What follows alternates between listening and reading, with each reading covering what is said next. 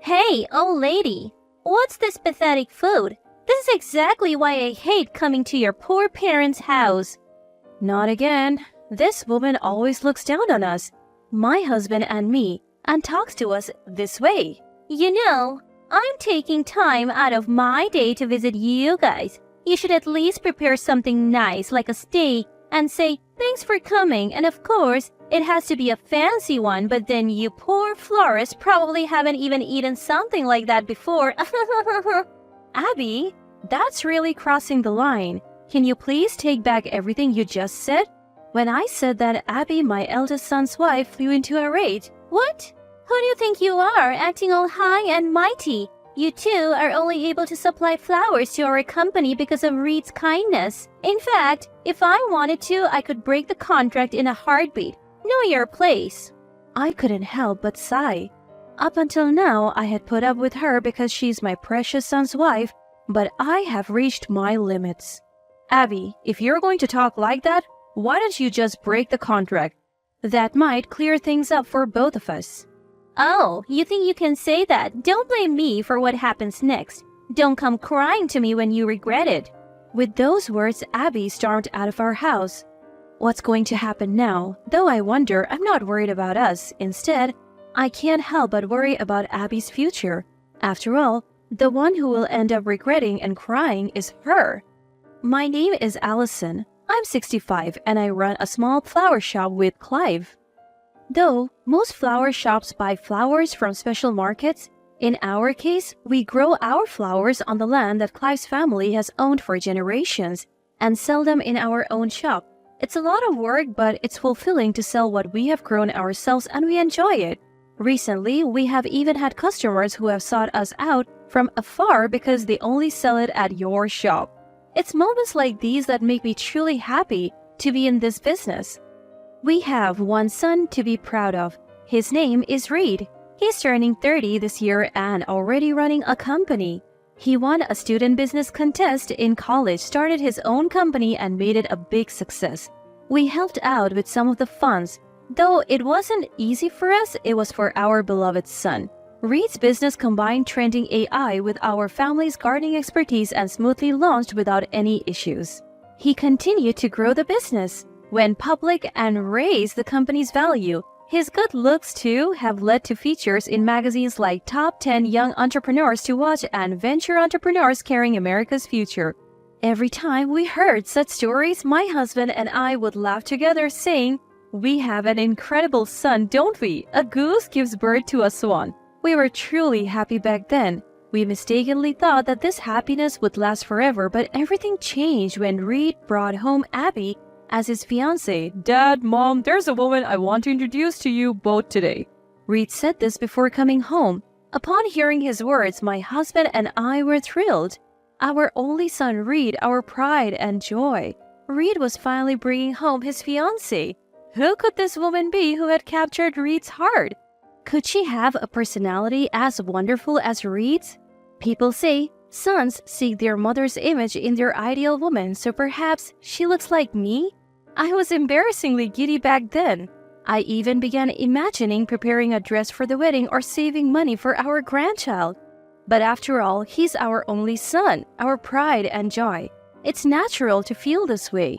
So, when Abby actually arrived with Reed, it was quite shocking. Abby, who said she had been a magazine model, looked incredibly flashy, almost like an actress on television. Her bag had a big logo of a famous brand with bracelets and clothes suitable for a party. In a word, it was out of place. And what's more, as she entered our house, she whispered so Reed couldn't hear, "What a dump! This place is awful. A shabby, poor house for a family home. No way!" I was dumbfounded by the unavoidable murmur. But I shouldn't judge her by this. After all, Reed chose her. There must be something wonderful about her. I thought so and led her to the living room. Once in the living room, Abby greeted us humbly and politely, as if her earlier murmur had been a lie. "What a wonderful home you have. I'm so jealous. Reed's parents are so lovely. We want to be a happy couple just like you two." At that moment, I was probably blinded by the fact of Reed's engagement, so no matter how insincere Abby's words sounded, I buried it all under Reed chose her, so it's fine, and bless them. Abby, build a happy home with Reed. Feel free to come and play anytime, just like this is your own home. Yes, I'll definitely do that. Mom, I love you. The two soon became officially engaged and were quickly married. But looking back, the time before the marriage was way too short. Now, I think it was all orchestrated by Abby to make sure she didn't lose her ticket to a luxurious life in Reed. Because right after the marriage, Abby showed her true nature. Hey, Abby, shouldn't you head back to your house soon? As I said this, Abby, who was lying on her couch playing a mobile game, replied, Why, you said it, didn't you? Feel like this is your own home? So that's why I am here. Every day was like this. Indeed, Abby had said this at the wedding. I'll take care of our home from now on and make sure Reed has a warm meal every day. I'll become a proper housewife that's worthy of Reed, she declared through her tears. But afterwards, Abby is like a different person doing nothing at all. She has cleaning done by professionals. Most meals are takeouts from our home. Cleaning? Why do I have to do that? Cooking? It just doesn't suit my personality, you know. In this day and age, you can pay for anything. So, why do I have to do it myself? It's not you who earns the money you're spending, right? Shut up. Reed is my wallet, so it's fine. He should be satisfied since he got to marry a beauty like me. This woman is really something else. I can't help but sigh every day wondering why Reed married her. Reed is currently busy with a new business venture, leaving everything at home to Abby. Moreover, on the rare days Reed comes home between work, she has a housekeeper cook as if she made the meal herself. Other times, she's mostly alone, lounging around our house every day, as if I were her maid. I desperately want to discuss this with Reed, but just as Abby says, he is swamped with a new business launch and it's hard to find time. Reed himself feels sorry that he can't come home or attend to Abby and recently sent me a message saying, Mom, I'm in this situation now, so I've asked Abby to take care of things. She can spend my money freely. So Abby has become even more presumptuous. Is this really what marriage is supposed to be? Most importantly, is Reed truly happy?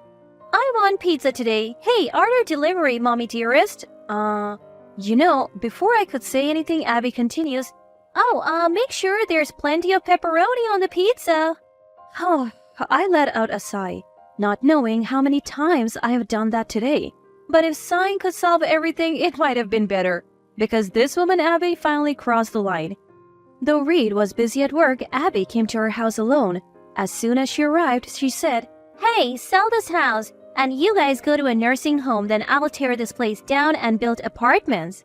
I couldn't understand what she was saying at first. Abby went on, The house is shabby, but the land is big, so we can build a pretty big apartment building. You two spend your remaining years in a nursing home, and we get rental income from the apartments. It's a win-win situation. What are you suddenly talking about, demolishing this house and sending us to a nursing home? Why do you get to decide that? Shut up. You'll be 70 in a few years, right? You'll be all creaky and your legs will give out for sure. I absolutely won't take care of you. So go to a nursing home now. Trash belongs in the trash bin. I couldn't believe it. Treating my own husband's parents as if they were a nuisance and saying things like trash belongs in the trash can? Is this woman really the same species as us? Above all, why did Reed choose a woman like this? My head was spinning with such thoughts and it seemed as if everything was going dark in front of my eyes. Ignoring my shock, Abby was saying something. Hey, old lady, what's with this pathetic meal? This is why I hate your poor family. Ugh. She wasn't finished. She looked down on us as always and said, I am taking the time to come back home, so you should at least say thank you for coming and prepare a steak or something, right? Oh, of course, a high-quality one. You poor florists probably haven't even tasted anything like that. As I stood there stunned, Clive began silently clearing the food in front of him. Then he said quietly to Abby, That's enough. Don't come back. Those quiet words from Clive seemed to wake me up. That's right. Abby, that's going too far. Can you take back everything you have just said? Upon hearing this, Abby, my oldest son's wife, became even more furious. What? Who do you think you are, acting so superior? You only supply flowers to our company because of Reed's pity. If I wanted, I could break that contract right now. Know your place."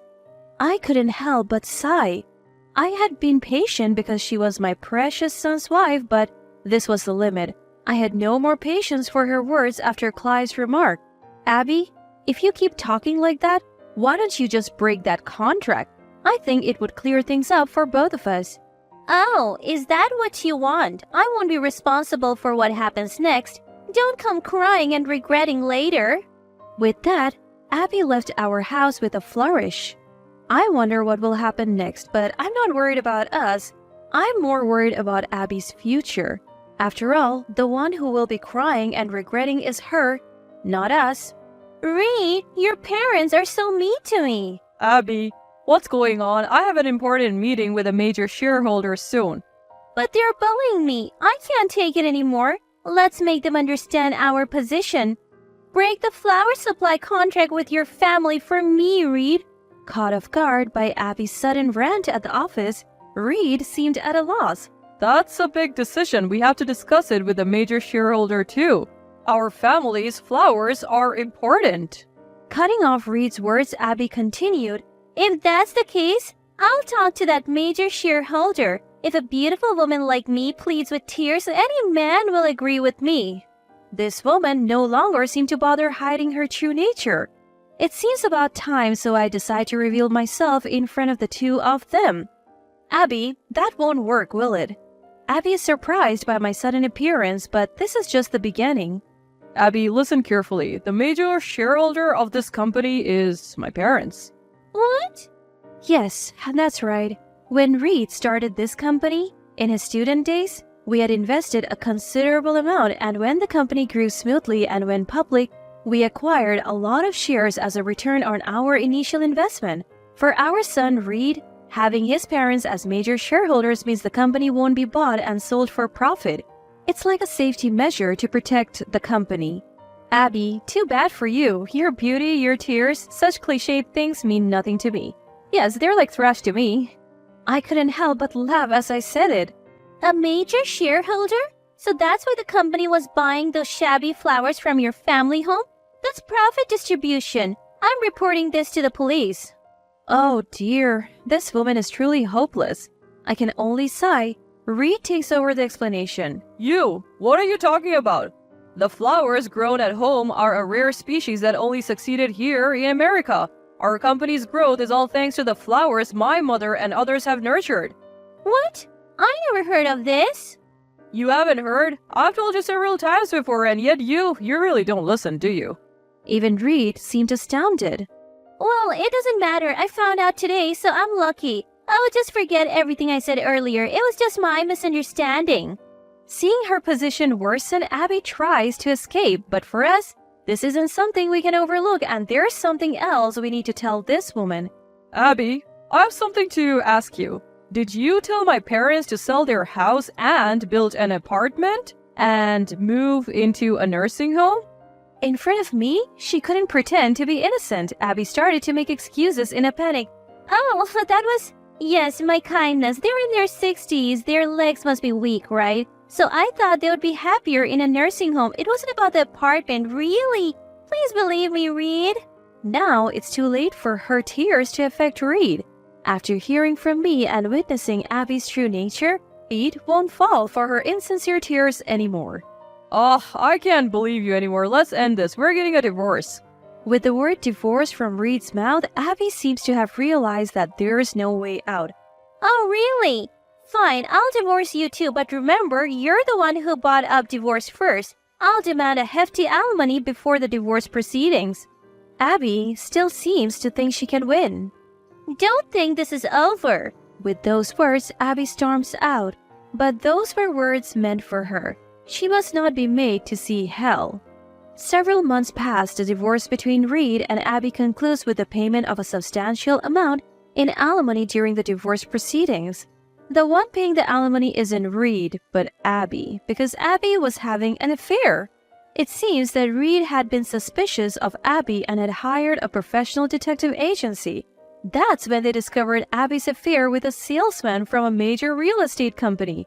Most of Abby's extravagant spending on her credit card was to enjoy moments with that salesman. The investigative report was filled with photos of Abby frequently visiting luxurious hotels and clubs with her lover. Armed with this irrefutable evidence, Reed challenged the divorce and successfully demanded alimony from Abby. From what I've heard, at first Abby was blustering. With my beauty, some rich man will pay this alimony for me. But after her marriage to Reed and the consequent lazy lifestyle, she had lost all her once gorgeous curves and slender neck. So naturally, nobody wanted her anymore. Had she been diligent in her married life with Reed, engaged in daily chores and shopping, she wouldn't have degraded so much in appearance. It makes me think that this incident is a consequence of her irresponsible lifestyle, where she had solved everything like cooking, laundry, and cleaning with money. From my perspective, it's just desserts. Since then, Reed has been enjoying his bachelorhood for a while. But selfishly, I still wish to see my grandchildren's faces, so I've been running around behind Reed's back looking for a suitable partner. Thanks to that, my legs have gotten stronger and the doctor even gave me the seal of approval for my robust legs, so I won't be needing a nursing home for a while. Today, I plan to go out again, relying on a friend's connection in search of a marriage partner for my son at what's being called a tea party.